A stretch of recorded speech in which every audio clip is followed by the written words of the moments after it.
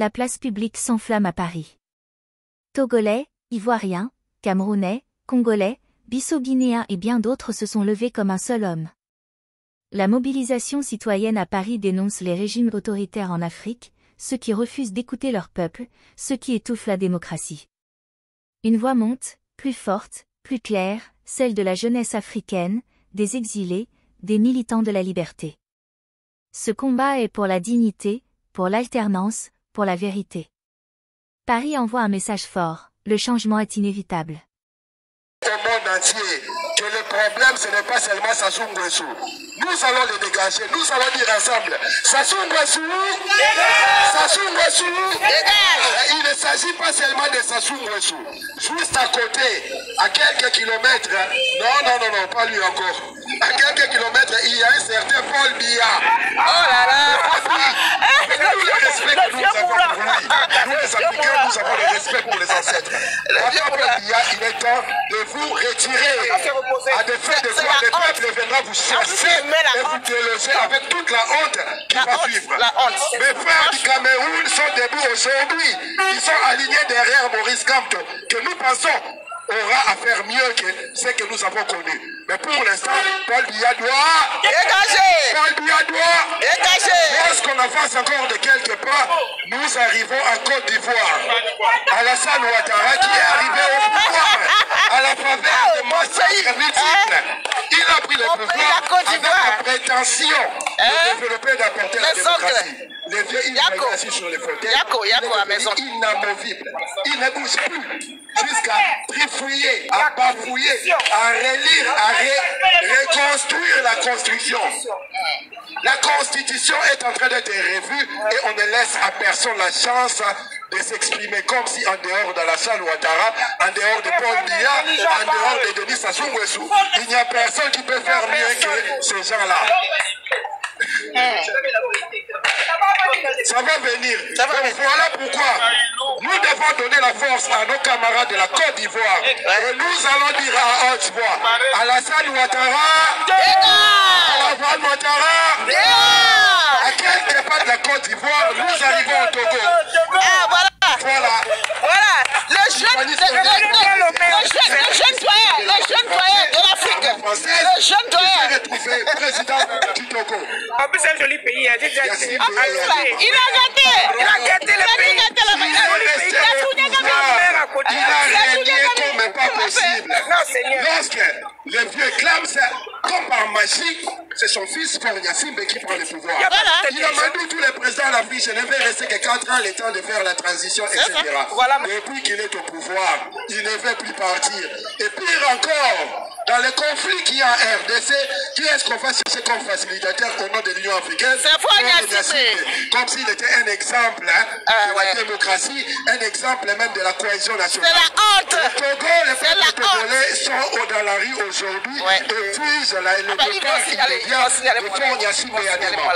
Nous envoyons la force au peuple togolais. Vous avez la solution. Faure-Gnassingbé. Dégage. En plus, quand on est en train de parler de Faure-Gnassingbé, vous signalez mon live. Vous signalez mon live. Tapotez. En Guinée équatoriale. Théodore Nguema Obiang. Vous ne voulez pas qu'on appelle le nom de Gnassingbé. Vous tapotez. Non, je suis en train de rigoler, mais ça fait très mal parce que c'est le niveau de la honte au niveau mondial. Il n'y a que nous qui l'acceptons. Non, ils sont en train de signaler. Ces messieurs-là, multimilliardaires, son fils, un individu qui peut posséder 140 millions de dollars pour lui seul. Théodore Obiang Nguema, qui est le fils de Théodore Obiang Nguema, il s'appelle Zuckerberg, il s'appelle Elon Musk, il s'appelle Bill Gates, il vend un logiciel qui permet qu'il devienne milliardaire. C'est seulement l'argent du contribuable guinéen et des ressources que la Guinée produit. Il est temps, chers camarades de la Guinée équatoriale, de dire à haute voix, regardez le live. Bientôt je vais arrêter, mais on va finir. On est en train d'appeler les dictateurs de l'Afrique qui martyrisent le peuple. Donc, vous mettez groupe lèvres. Si vous avez le cœur donné, moi aussi j'ai besoin des cœurs. Tous les trafics de la drogue qui partent de l'Amérique latine viennent à son escale à Guinée-Bissau parce que celui qui est là, c'est un narcotrafiquant. Nous devons rappeler qu'il a été interpellé, incarcéré au aux États-Unis pour deal de la drogue. Mais comment se fait-il que ces messieurs-là qui arrivent au pouvoir, et lui aussi comme par magie, parce qu'ils sont tellement intelligents, la constitution qui est écrite ne suffit pas. Leur intelligence n'est pas tellement sommet. Il faut retoucher, revoir. Vous avez très fort. Je vous aime. Des lois inhumaines juste pour rester au pouvoir. Voilà pourquoi, en mémoire d'Amilcar Cabral, l'un de ces Africains qui a libéré 2 pays, 2 continents en Afrique, je parle du Cap-Vert et de la Guinée-Bissau, et qui a participé dans la lutte de la libération de l'Angola et du Mozambique.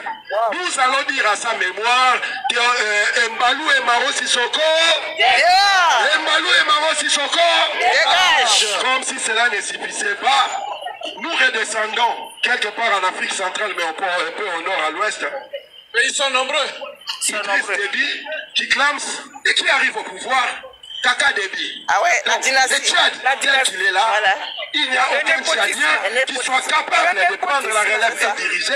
Il n'y a que les fils d'eux qui ont cette grâce, je dirais, divine. On a l'impression qu'ils causent eux-mêmes direct avec Dieu. Nous sommes les laissés pour compte, les damnés de la terre. Il est temps, camarades du Tchad, de mettre hors d'état de nuire Kaka Déby. Nous allons leur envoyer la force et tous ensemble nous allons dire Kaka Déby, Kaka Déby. On descend un peu plus bas en Afrique centrale et nous arrivons au cœur de l'Afrique. Ce pays dont France Fanon disait l'Afrique a la forme d'une arme dont la gâchette se trouve Comme par hasard, dans ce pays-là, nous avons un héros reconnu mondialement, Patrice Emery Lumumba, qui a été zigouillé grâce à la CIA, à la Belgique, à la France et les MI6. C'est des choses que nous devons les dire. Nous avons vu un monsieur en Belgique se trimballer sur des chaînes de télévision présenter les dents de Lumumba. Quelqu'un qui a été tué, le roi de la Belgique vient présenter ses excuses au Congo comme si cela suffisait pour ressusciter cet ancêtre méritant qui a donné sa vie. Mais un connard qui vient se planter devant l'écran, montrer les dents de Lumumba. Comment est-ce qu'il a eu ces dents-là? Il a arraché les dents de Lumumba avant de plonger les corps dans le cible. C'est-à-dire que ce monsieur-là est complice de l'assassinat de Lumumba. C'est un criminel. Jusqu'à sa mort, il parlait tranquillement en Belgique sans qu'il soit dérangé. Lumumba va mourir, c'est Mobutu qui va aller prendre le pouvoir. Pendant 32 ans, il va régner. Et comme par hasard, ce pays-là n'allait pas bien. L'administration américaine avait un but qui donne, se disent bon, on va chercher des poux dans les bassins du Congo. Et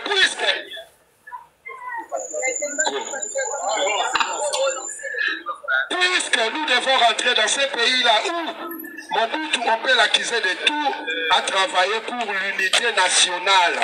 Les Congolais de l'époque reconnaissaient toutes les tribus, les ethnies comme étant frères. Il n'y avait pas de division. Mais pour entrer au Congo, et c'est étant difficile, on va créer le génocide rwandais d'avril 1994 qui a fait 800 000 morts. Ce génocide-là n'était pas dans l'idée de prendre le pouvoir au Rwanda et de donner à Kagame. Parce qu'au Rwanda, en réalité, les seules richesses qu'ils ont, c'est les montagnes et les vaches. Et les montagnes et les vaches, ça n'intéresse pas les Américains. L'été, ils viennent chercher au Virunga.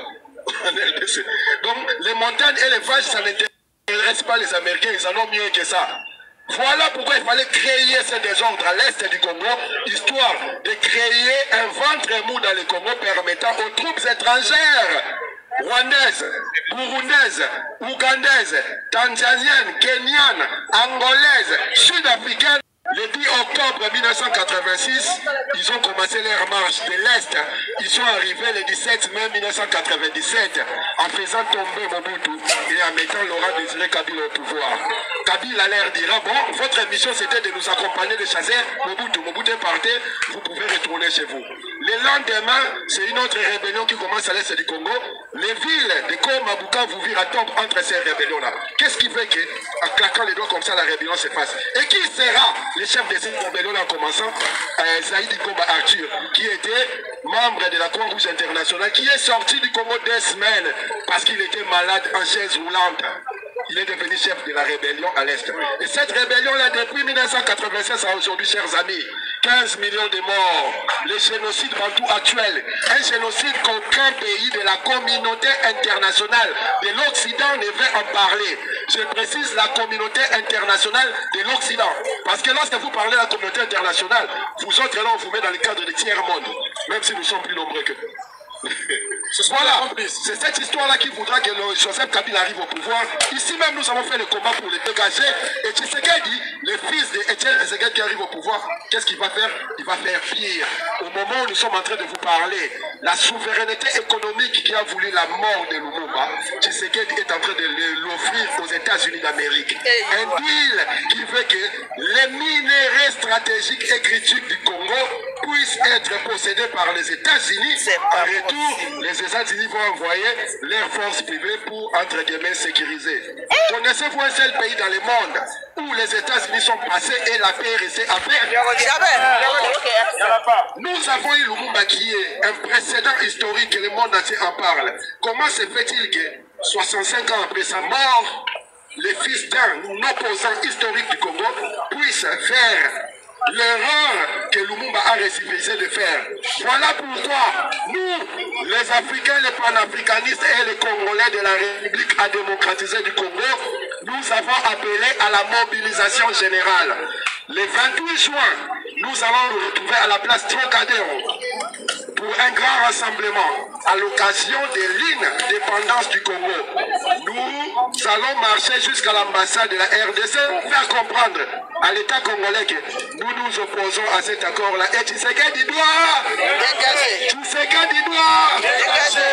Le 30 juin 2025, nous serons en Belgique devant l'ambassade des États-Unis pour faire comprendre à l'oncle Sam, Donald Trump, vous n'allez pas faire un accord diabolique pour protéger un pouvoir qui est rejeté. D'autant plus que cette minérale est du domaine de la souveraineté des Congolais. Et tant que les Congolais n'auront pas décidé, il n'y aura pas cession de ces minéraux. Et en même temps, appeler aux États-Unis d'Amérique, parce que Samuel Lumumba est mort à cause de vous. Mais puisque nous sommes ici pour mobiliser le Congo, nous allons répéter. Sassou Nguesso doit Sassou Nguesso doit dégager. Lingata. Merci beaucoup. Merci. Je vous remercie pour votre patience.